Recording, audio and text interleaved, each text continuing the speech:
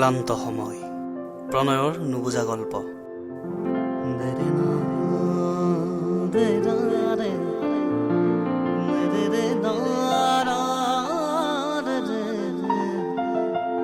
হাতখনৰ কিয়দাংশ খিৰিকীখনেৰে উলিয়াই দি বতাহৰ স্নিগ্ধতাখিনি ল'ব চেষ্টা কৰিছোঁ। বাহিৰত কিনকিনীয়া সন্ধিয়াৰ বৰষুণ জাক সৰু সৰু টোপাল হৈ বিৰিঙি উঠিছিল গ্লাছৰ খিৰিকীখনত। চহৰৰ ৰঙীন পোহৰবোৰ বৰষুণৰ বাবেই যেন দুচকুত মায়াবী ছন্দ হৈ আৱৰি ধৰিছিল। বাছখনৰ মনহৰ গতিত আজি বিৰক্ত নহলোঁ। সময়বোৰ সঁচাকৈ অদ্ভুত। তাৰ কথা ভাবোঁতেই পাৰ হৈ যায় ত্বৰিত গতিত।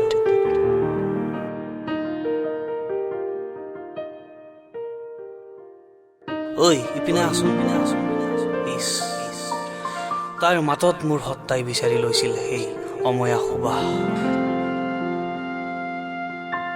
কেনেকৈনো মচো এই ছবিখন হৃদয়ৰ অনঘ তেজেৰে অঁকা।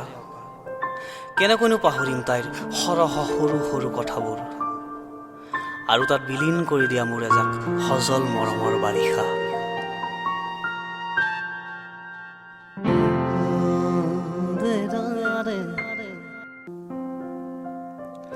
মনত পৰিব জানো সেই সন্ধিয়াটিৰ ক্ষণবোৰ? তুমি গুচি যোৱা বাটটো মই যে চাই ৰৈছিলোঁ বহুবাৰ। নিজক বুজাব যিমানেই চেষ্টা কৰিছিলোঁ সিমানেই আকুৰগোজ হৈছিল মনটো। চিঞৰি চিঞৰি ক'ব খুজিও থমকি ৰৈছিল, এৰা কথাবোৰ কোৱাই নহ'লো।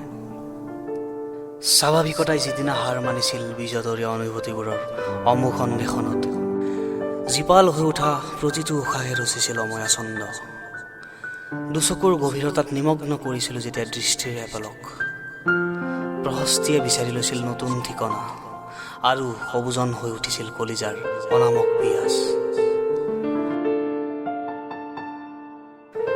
বতাহৰ সোঁতত খেলি ফুৰা ক্লান্ত চুলিতাৰি বিচাৰি হাবাথুৰি খাওঁ যেতিয়া হিয়াৰ এচুকত সজাই ৰখা ছবিখনে কয়, ঘনে ঘনে চোৱাৰ অভ্যাস নকৰিবি।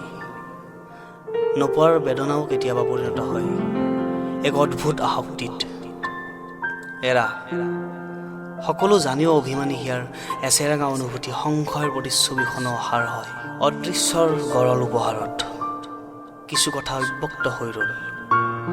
দুচকুত কঢ়িয়াই লৈ ফুৰা অযুত ভাল পোৱাবোৰ থমকি ৰ'ল। অচিনাকি নাম এটি হৈ বিষাদবোৰ সামৰি উঠৰ ভেজাল হাঁহিৰ মাজত প্ৰতিদিন।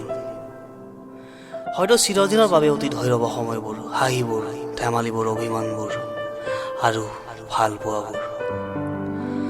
সেই ফটোখন কিন্তু তেনেকৈ থাকিব সদায় তোমাৰ উজ্জ্বল হাঁহিটিৰ সতে। নাজানো বিচাৰি উলিয়াব পাৰিম নে মনে মনে সজা ক্লান্তিহীনতাই তুমি বিহীনতাৰ অন্তিম প্ৰচ্ছদখনি।